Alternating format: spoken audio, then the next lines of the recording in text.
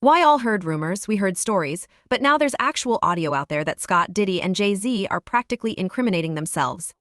If why all thought the scandal surrounding these two couldn't get any juicier, well, didn't you? You're in for a wild ride because this latest leak is straight explosive. Now, for years, people have been whispering about the shady deals and questionable decisions these two music moguls have been involved in. From Diddy's infamous parties to Jay-Z's alleged backdoor business deals, there's always been this dark cloud of speculation hanging over their heads.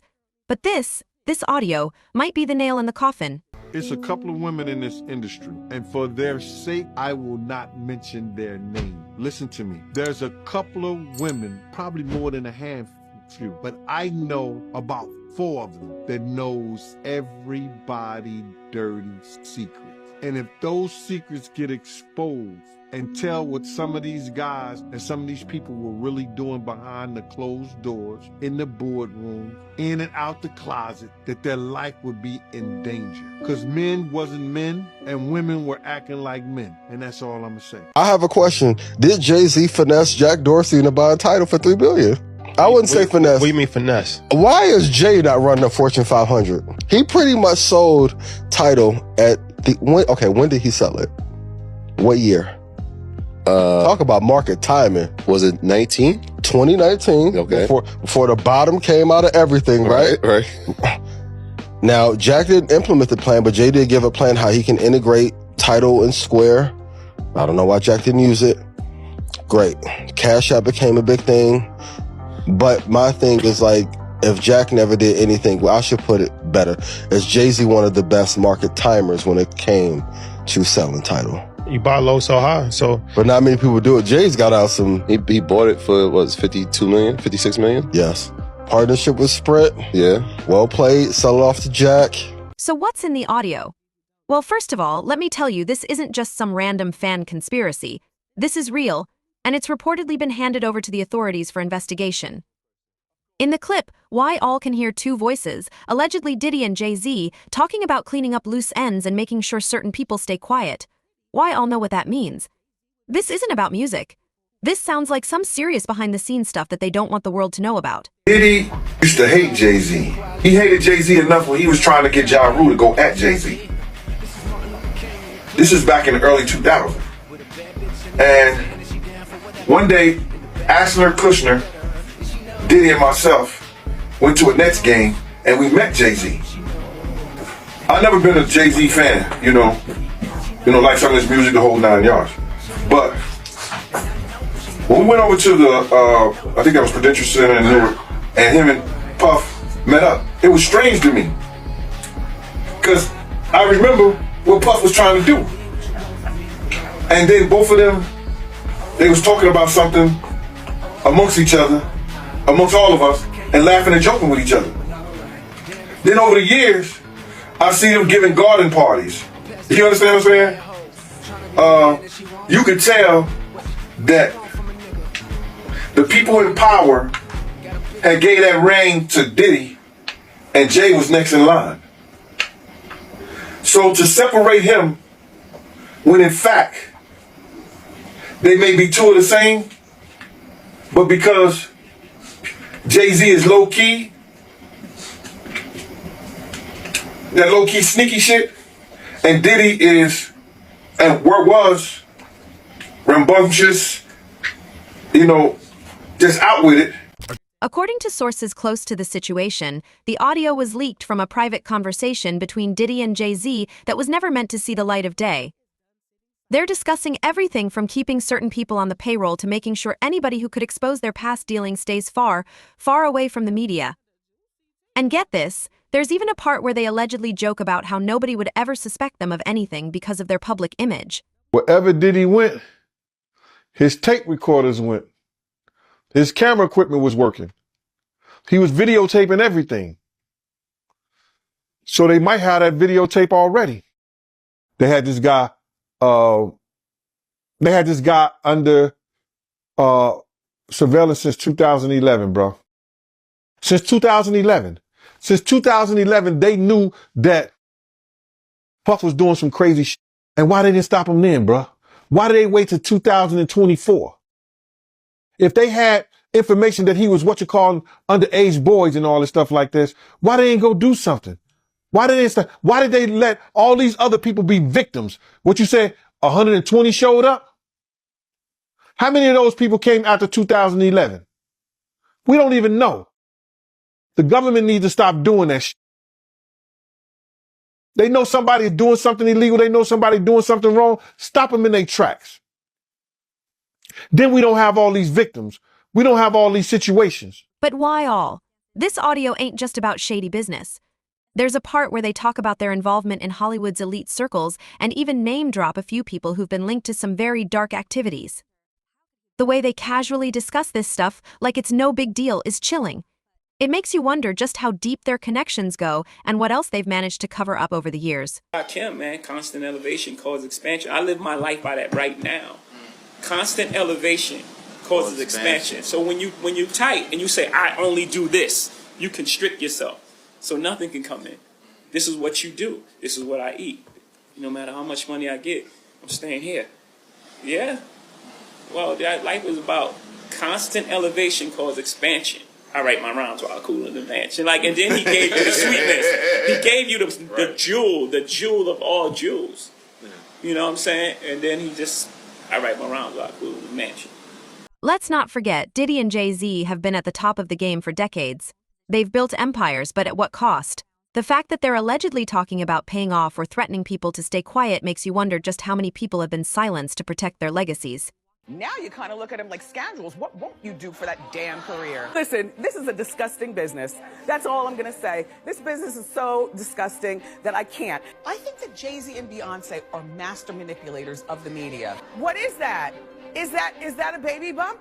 I don't know. What the couple found most difficult to deal with, says another source, was the fact that some of the rumors were being perpetuated by people they considered friends, like talk show host Wendy Williams. Well, first of all, I've never partied with them. I've never been to their house. I don't swim in their pool. We're not friends. The stunt left Beyonce angered beyond belief. That means she watches. Fortunately, one of the TVs in our kitchen has closed captioning, so I'll be able to understand what she says. You know, Beyonce can't talk. Beyonce sounds like she's got a 5th grade education. She can't talk. Guess who's jealous of Adele? Beyonce. I do, in my mind, believe that Beyonce is very controlling regarding her image. Very controlling. Beyonce, what planet do you live on? You can't ban cameras. Everybody's got cell phones with cameras. Respect that. Bow down, B words. A few weeks ago, she was singing at the inauguration. Then she was performing at the Super Bowl. We celebrate. You're on a Pepsi can, for goodness sakes, to tell B words to bow down. And then you're saying girls run the world. Beyonce feels overshadowed by Adele. And knows that she can't compete. How they manipulate the media for the purpose of ticket sales and money, which is not right. But anyway, Beyonce's pregnancy is a way of keeping Jay-Z's alleged mistress away. Beyonce has been accused of copying before. This is not the first time. Remember the Countdown music video? She was accused of stealing that also. The Single Ladies Dance, she was accusing that. And one of her Lemonade music videos, she's been accused of stealing also. Beyonce, I hope you're not lying. All right, let's move on. So now what happens next? That's the million-dollar question. With this audio out in the public and the FBI reportedly getting involved, Diddy and Jay-Z could be facing some serious heat. We've already seen how Diddy's been in hot water with these disturbing freak-off party rumors. But this audio takes things to a whole new level. If these tapes are as real as they seem, we might be looking at the biggest downfall in hip-hop history. Lawyers are accusing the government of leaking the Cassie tape to make him look bad. New filing, Diddy's lawyers said the government's unlawful leak led to highly prejudicial pre-trial publicity that can only taint the jury pool. But it has always been my opinion that, yes, of course it was the government who leaked that tape to CNN. For more, check out my Substack-only book, The Rise and Fall of a King Called Diddy. In March, the government raided his house, and we know that they got some videotapes. In May, CNN first aired the Cassie tape, and look, I worked there, CNN does not have people out on the ground trying to find stuff the way that old school newspaper reporters used to do. If they got a tape, it was given to them. Cassie had no reason to leak it. She'd already settled her suit. Of course, the government leaked the tape. Why? To destroy his image and put a lot of pressure on him, making him feel like there's no jury that would be fair to me now, which means he's got to accept a plea bargain. They're trying to squeeze him, and I think it worked. Fans are already speculating about what this means for the future of both Diddy and Jay-Z. Will they face charges? Will more tapes or evidence come out linking them to even darker stuff? One thing's for sure, this ain't going away anytime soon. And the more people dig into their past, the more dirt seems to surface. R. Kelly is going to prison for 30 years. A federal judge in Brooklyn has just sentenced the disgraced R&B singer who was convicted last year of racketeering and sex trafficking. Earlier, R. Kelly's lawyers had pleaded with the judge for leniency in sentencing, arguing that because R. Kelly himself was a victim of childhood sexual abuse, he should be cut a break. Before the sentence was handed out today, the 55-year-old was seen here sitting in court, listening to several of his victims step forward and bravely give powerful impact statements about the sexual abuse they say they suffered at the hands of R. Kelly. During his trial, prosecutors successfully argued that R. Kelly and his cohorts preyed upon young girls, recruiting and funneling them to the singer for the purposes of sex. The jury ultimately agreed that this well-honed system amounted to a criminal enterprise, which is where that racketeering charge comes from. In addition to several of his victims taking the stand, witnesses also testified to how R. Kelly arranged his marriage to late singer Aaliyah when she was just 15 at the time and he was 27. I didn't know if this was normal. I didn't know if this is how adults acted. I just didn't know. He has this type of intimidation right off the bat. I was just waiting for it to be over. I think he gets some sort of satisfaction within himself, knowing that he's taking control over other people.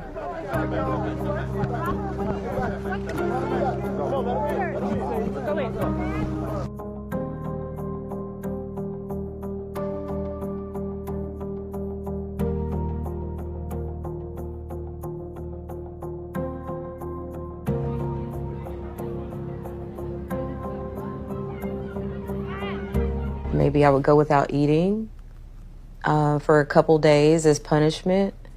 Also being slapped and beaten, kicked. I was introduced to one of the girls that he told me he trained. And since she was 14, those were his words.